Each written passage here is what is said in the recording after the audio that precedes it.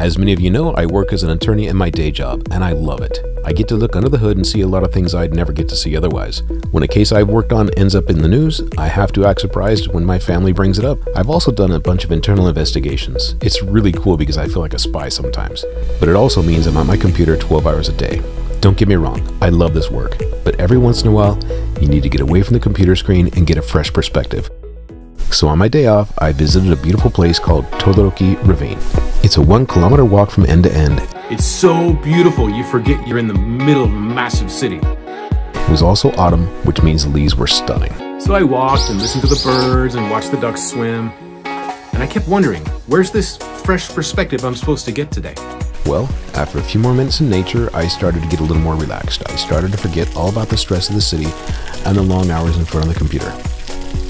Then this happened. Am I ever going to get a break? Probably not. Well, I'm already here, might as well keep walking. At the end of the ravine is a temple called Todoroki Fudosan Temple.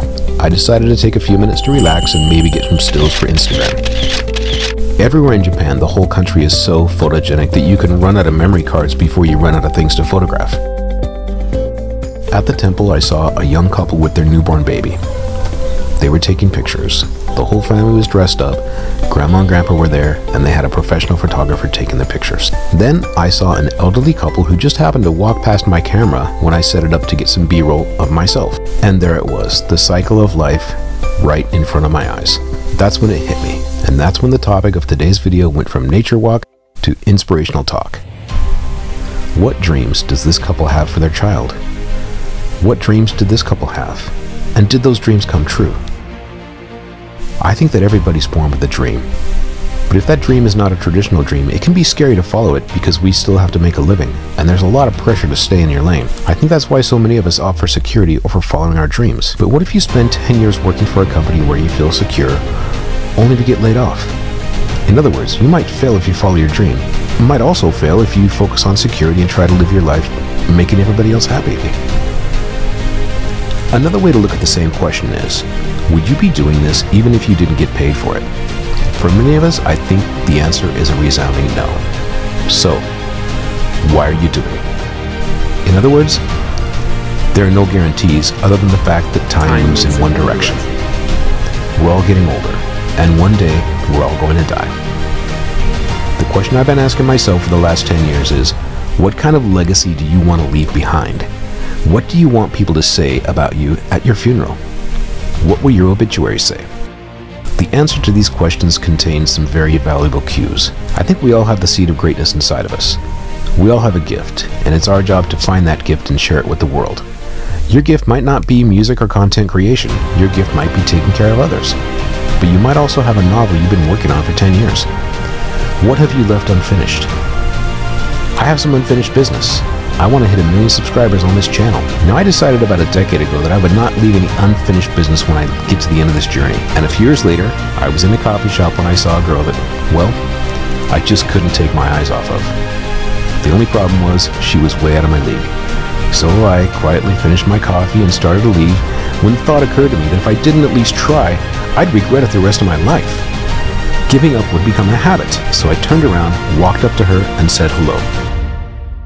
More on how that worked out in another video. Maybe.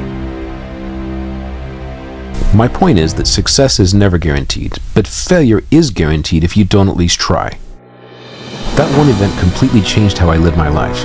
And when I have something that I can't get out of my mind, I'm not talking about an impulse, but a dream that's burning inside of me, screaming to get out, I no longer ignore it. That's why I make these videos. During lockdown, I worked from home, and I became very sedentary. So I tried to find something that was so fun it didn't feel like exercise. I tried Brazilian Jiu-Jitsu, but that didn't end up very well. I joined a gym, but you can only do so many miles on a treadmill before you get bored out of your skull. I find that when I'm filming, I don't even realize how far I've walked. I can go 10 to 20,000 steps in a day, and I don't even realize how exhausted I am until I turn the camera off.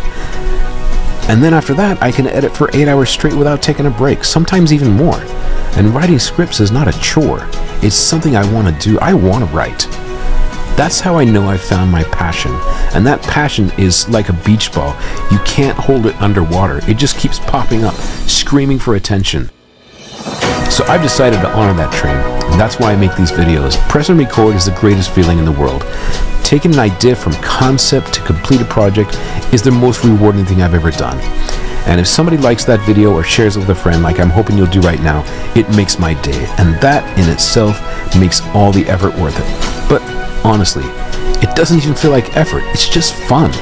And I intend to keep getting better at it. Telling more compelling stories, finding beautiful places to film, learning more about cinema photography, becoming a better editor. This is only the beginning. So I'm inviting you to come on this journey with me, and I promise you won't regret it. We'll both have a little fun along the way, and maybe I'll say something that inspires you to go after one of your dreams. Remember, you don't have to be great to start, but you do have to start to be great. And speaking of dreams coming true, there's another video I'd like you to watch about a dream of mine that came true recently. Check it out.